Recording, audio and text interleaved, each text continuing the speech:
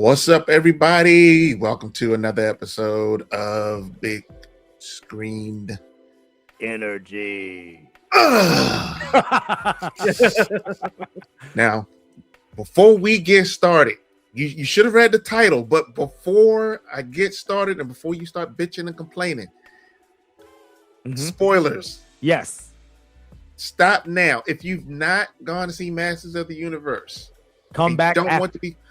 Don't watch this right now. Turn it off. Look. Okay, with half a minute in, you have been warned. Exactly. We're gonna spoil the shit out of Masters of the Universe. About everything. Yeah, 45 seconds in. If you still here, whatever happens after that, it's on you. Your fault. It's on you.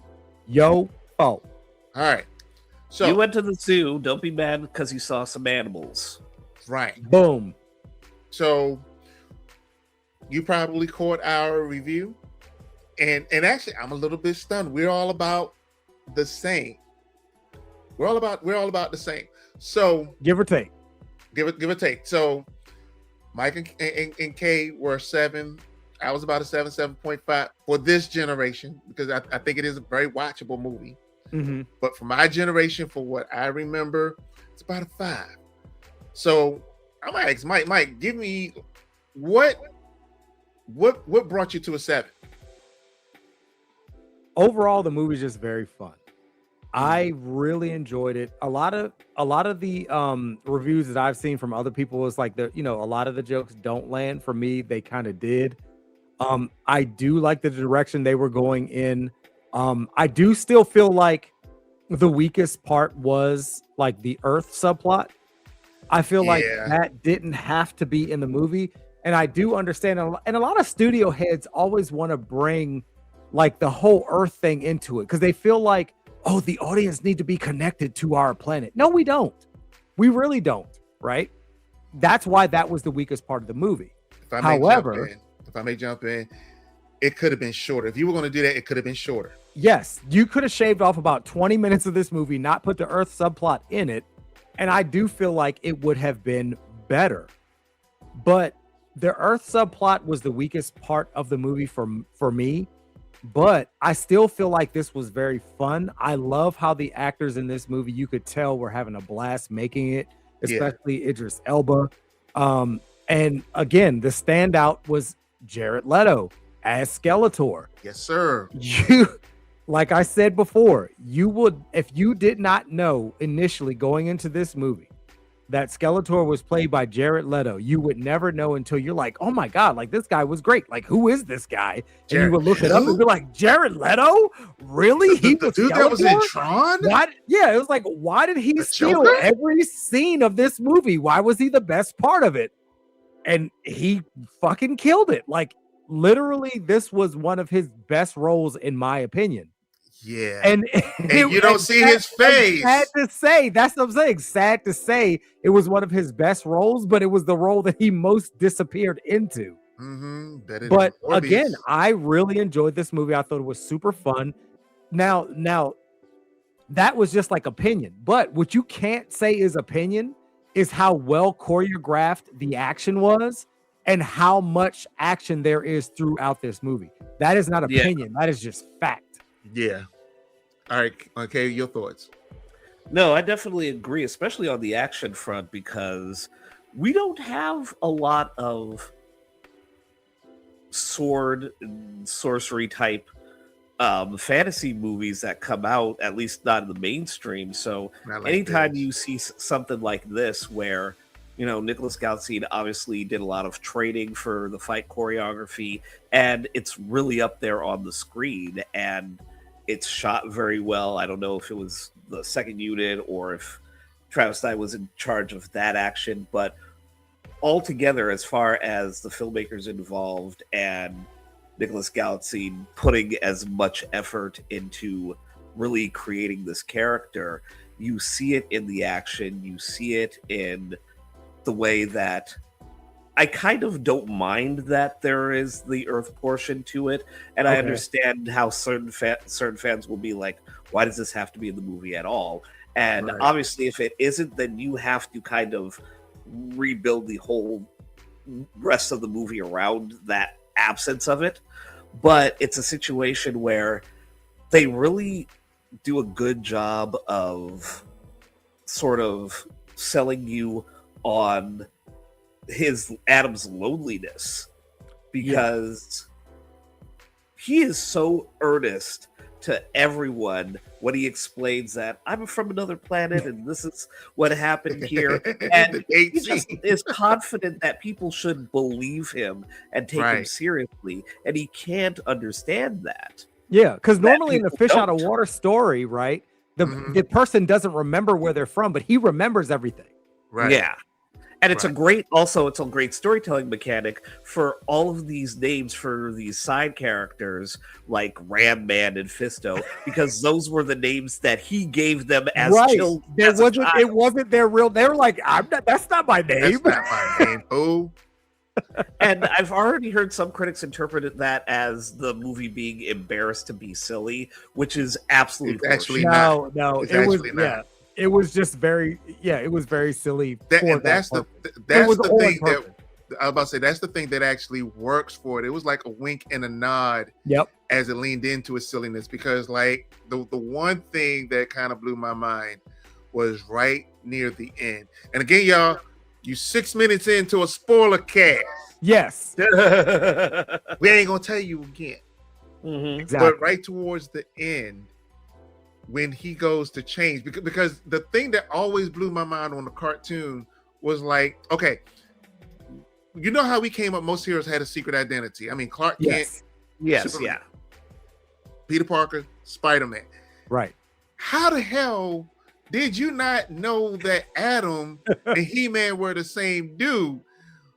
But they explained, the funny part was they kind of explained like, yeah, who's going to tell him? Like, nah, just let him do, like, he knows. Unless you look at the early 2000s Masters of the Universe, where he was like 16, and when he turned into He-Man, he looked, you know what I'm saying? Like he looked totally different. Yeah. Right. That's the only time. But in the original series, it was just He-Man in a pink shirt with a white undershirt. That's it.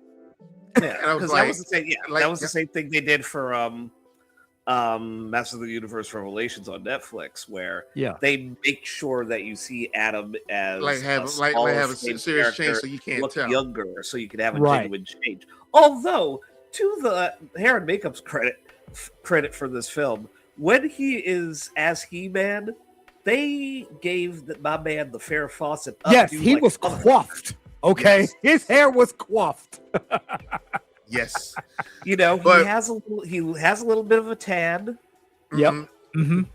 Compared to when he's Adam, so you do kind of have enough of a delineation in certain aspects, because it always trips me out where someone.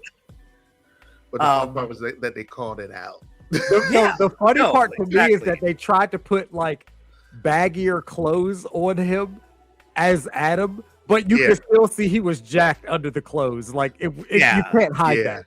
And you know the funny part, boy linebacker looking as Adam, right. So the funny part was before we walked in, because I kind of really meant to address this when we came out, was I said to myself, and I said to you guys, is like, I hope he can pull it off, because like, even though he's jacked, he's not Ripley. Right. He's not what we got when we had Dolph Lundgren. He was not Dolph Lundgren. And Dolph Lundgren does cameo, and it was early too. That was the it was. Yeah. In the gym, and he's trying to get. And he's still. But the thing of it is, with his character, he makes it work. Even though I think they kind of gave him a little bit of like definition a la 300. Yeah. Where they kind of, we're going to spray paint on, but outside of that, it's kind of, I alluded to it last time, but I kind of think, Mike, to, back to what you said, the pacing was a little bit off with the Earth scene. Yeah. That could have been a little bit shorter, because I'm like, okay, I'm ready to see He-Man. Let's see He-Man. Where's He-Man? But the thing was, it's like, really, the movie doesn't take off until he gets to Eternia. Yes, exactly. And everybody's trying, because the whole thing that but it's basically when Beastman shows up on Earth. That's when it starts. Thank you. That's what I wanted to get to. I'm sorry. Yes. for a character that I thought featured so prominently, almost as prominently as Skeletor, because Beastman was like his second. Yes, of course. Mm-hmm. I was hoping for more screen time with Beastman. I don't think we got enough of that, because I agree.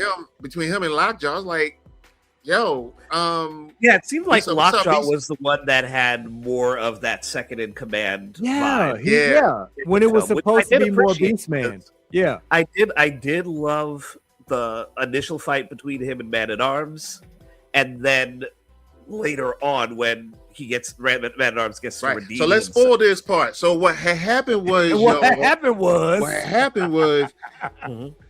Man-at-Arms gets into a fight with old boy and he gets humbled. Yep. That happened. Yeah, that did. It did. It happened. And actually, I want to say one thing too about the action scenes. Yeah. You know how a lot of people complain about certain action scenes in certain movies where it's a very tight camera and it's like shaky cam and all. No, in this one, you get to see all the action. It's panned back. You get to see all the choreography. It's very well choreographed and shot, which I really appreciated with all of the action. Yeah. And the one thing was that I noticed, and the name of this movie still eludes me, because also this movie was told in almost the same perspective of, you know, a younger guy, because I want to say a kid, because that's what I think it was. It was a kid who was coming into his power, and even though he gets the power, he still doesn't quite know how to wield it. And like I said, the name of this movie from way back when escapes me. It's not a King Arthur movie, but I digress. However, now this is kind of what you get here. Yeah, you're gonna be breaking your brain on this one for a minute, but this is what you get here, because that was the thing I did kind of like, was he didn't just become He-Man and just, well, I'm He-Man and I can go to town. Right. Matter of fact, one of the things he says at the end is like, you have all this power. I've been holding back. Yeah, what he says is Skeletor, right? Right. I've been holding before he hits him with that uppercut. Right. He was like, let's talk it out. And Skeletor was like, no, I'm the villain. And he was like, all right, I'm gonna whoop your natural born Skeletor ass. and like I said, that particular part there, like I said, that kind of threw me, because usually when it gets to that part, like, oh, I mean, dude, he killed your daddy.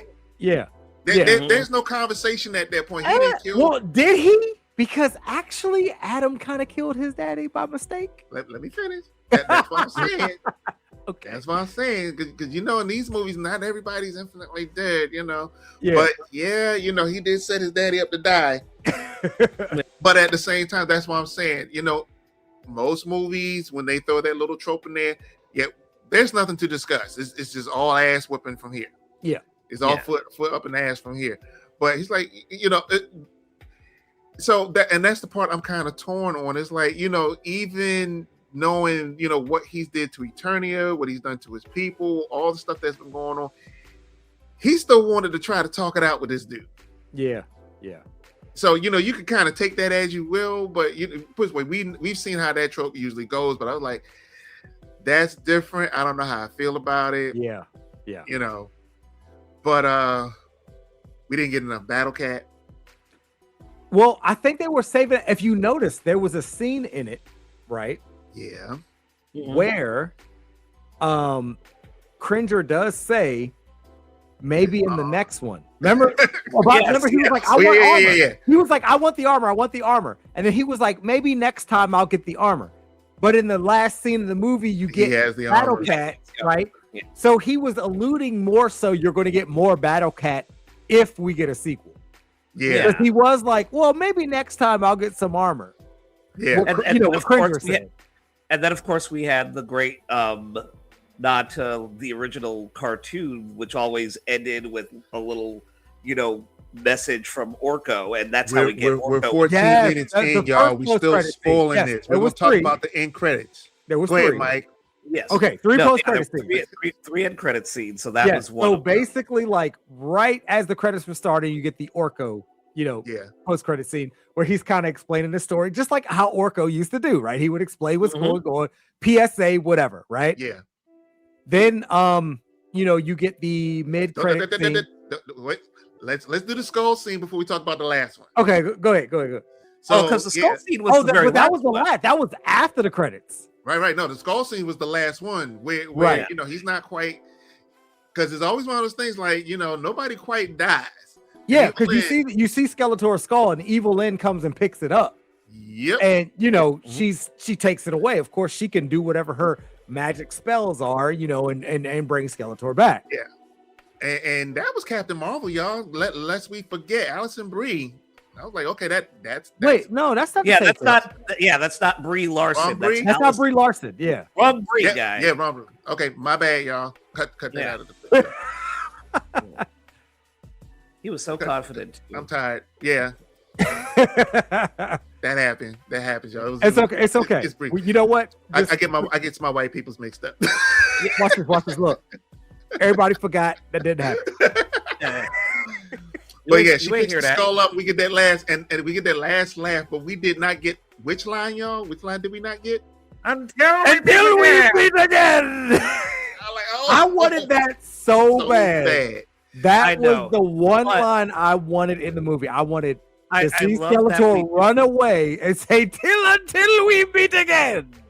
But I do love that we have the meme of him cackling just uninterrupted while all of his goons and other villains are looking at each other like, what is he doing? Yeah. And just, again, it's great body language from Jared Leto where he's got his fist up in the air and he's laughing, and then he just drops his arm. Like nothing. Says, that's it? That's it, nothing? When I raise my fist, that means... Are we going to talk about the second post-credit scene, though? Oh, yes, absolutely. She-Ra. Oh, my God. Yeah, of course. I was losing it. I was so glad for that. I was like, okay, we did not forget his sister. Yeah, I was like, are we going to get She-Ra? Or cousin, depending on which media you're looking at. Because originally, it was his sister originally. Right. So to me, that's his sister. Even in this one, because remember, Man at Arms was talking about, he was talking to the Queen, which is, Adam's mother, about his lost sister, her lost daughter, right? Yep. Yeah. And then they tease She-Ra. Yep. So to me, it's always going to be his sister. That's always his sister. Yeah. Okay, and I'm good with that. That was really dope. Now, the thing I'm wondering about is what direction they could go in when they do this next movie, because this is the thing, and I've been racking my brains out over this, and I still have not 100% finished my looking back. But DC Comics did a re-release, not so much a re-release. They did a soft reboot of the series back in the early 2010s, like around 2012, 2013, something like that. And that joint was dark. Okay. And I mean, actually, the original comics was kind of dark itself. I mean, being in the 80s, but yeah, this joint was a little bit off the hook because you had some origins of Skeletor, where he came from and how he came to be. You learned a little bit more about the lore. But the bigger thing too, which I don't think we're going to get, is Orko and how his people played a role in all this, because we even got a teasing of it in the early cartoons, if we all remember. They had a little bit of working into that. But the biggest thing that I don't know if we're going to get, because I know they switched it up a little bit even for She-Ra, is the sword. Because if anybody remembers way back at the beginning, the sword was two parts of one sword. Two parts of one. And She-Ra had one and He-Man had one. No, actually, before they came out with She-Ra, He-Man had one, Skeletor had one. Oh, yeah. And they was fighting, trying to put the sword together. Oh, yeah. And then She-Ra came along, so they switched it up a little bit. Yeah. So then she has her own sword. So that's why I'm wondering whether or not that, if anybody's going to delve deep enough to either bring that back or at least do a version where She-Ra's sword and He-Man's sword kind of work in tandem. Yeah. Possibility. I think that honestly, I think for how this movie universe works, that would make more sense. Yeah. Yeah. Because we didn't see Skeletor have a sword. All he had was his staff with the goat head on it, right? Right. So it wouldn't make sense to be like, oh, well, let's in a roundabout way say this was Skeletor's, but then somehow She-Ra gets it. No, that wouldn't make sense. They might as well just make it as like there was two parts of this sword and the brother and sister duo like got equal parts of the sword. Yeah, I'm looking. I just looked it up right now. And it says in the original Masters of the Universe lore, He-Man's power sword and Skeletor's weapon were actually two halves of a single all-powerful blade. Yeah. Yeah, so I'm about to say I knew I wasn't crazy. No, because that was kind of the whole point. But I still feel like it would of course I'm taking this back to like modern audiences, right? Yeah. And how they're thinking. They're still going to be like, well, Skeletor didn't have a sword. You know what I'm saying? Right. So it would make more sense just to say She-Ra and He-Man each had two equal parts of the sword, and Skeletor had whatever like magical staff, whatever that he had. Yeah, the Sword of Grayskull. Yeah, yeah. I'm reading it again, but yeah, we'll see what happens. Yeah, because that's what it was. Because that was the whole point. Whoever had both halves of the sword controlled Castle Grayskull. Yes, that was the whole point, and that was how the comics differed from the cartoon. Is that, you know, they were fighting in the comics to get the sword because what I just said. Yes. But when they came up with the cartoons, like, yeah, you know, see, we have to remember too, in the 80s, like I said, between G.I. Joe and He-Man and Transformers, they were 30-minute toy commercials. Yeah, so basically. I mean, and they watered it down. Of those shows too was based off of toy sales. Right. And they watered a lot of those stories down to make stuff digestible for American audiences. Right. You know, because, and I'm going on a tangent, but I'm gonna bring it back, because by the time you got Robotech and Voltron, that's when we realized, oh, cartoons can be episodic. Yep. But of course those were Japanese properties. Yeah. But even though like Transformers initially started as a Japanese property because the toys started in Japan. Yep. Yeah. The US made those cartoons. Right. Essentially. And even to a point, they like, were episodic. Robotech and Voltron were actual animes first. Yep. Yep. But all of those drove toy sales. Yes. That was the whole thing. Exactly. So, yeah, because matter of fact, I was talking to one of my friends the other day, and he was just saying, like, you know, it's really messed up that when you think about it, Thundercats didn't get as big of a toy line if they got one at all. Because I vaguely remember seeing Thundercats figures here and there, but they didn't get the same kind of love. They didn't get the same treatment. Right. So, but again, that's a whole nother conversation for a whole other day. Yep. But yeah, I mean, I still look at this movie. It's entertaining, and you know, even though I didn't feel it as much as I thought I was going to feel it, I still hope it does well enough to get a sequel. Yes, I want a sequel really bad. Right. I want a trilogy really bad because I at least want to see how this vision plays out. And it was, to me, the first one was good enough to get us to some kind of a, you know, an end game, right? Yeah.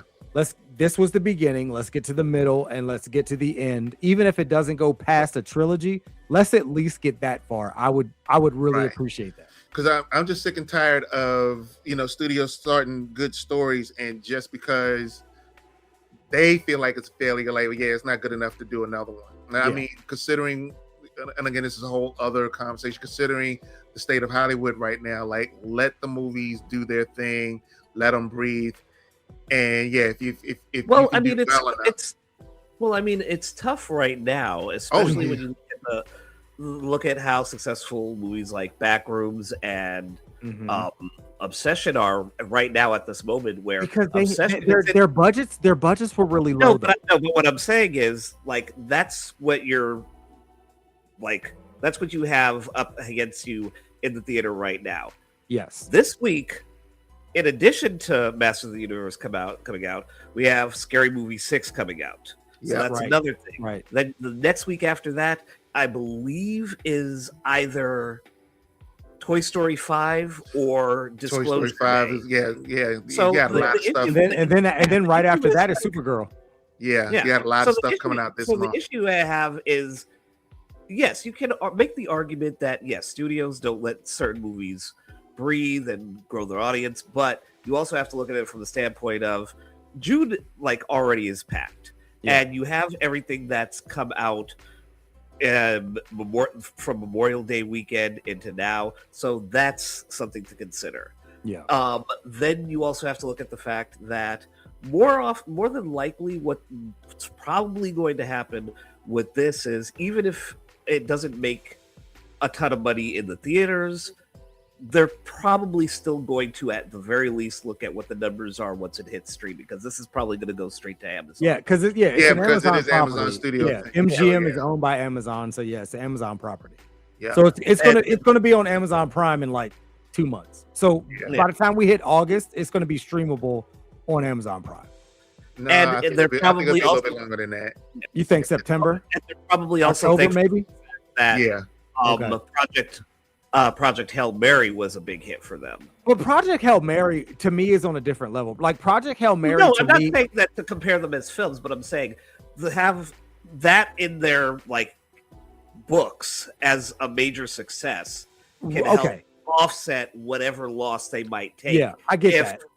That's the universe doesn't make its budget back. Yeah, because Project Hail Mary, in my opinion, is like can be up for like Oscar. You know what I mean? Yeah. So we'll see with this. So we're gonna wrap this up. We got hopefully a couple other little doozies coming down the pipe. I think we might be checking out The Furious. You guys are checking out. If you don't know what that's about, go check out the trailer. Other than that, this is H, and with me is Ken K. Big Mike Real Reviews. We're out later.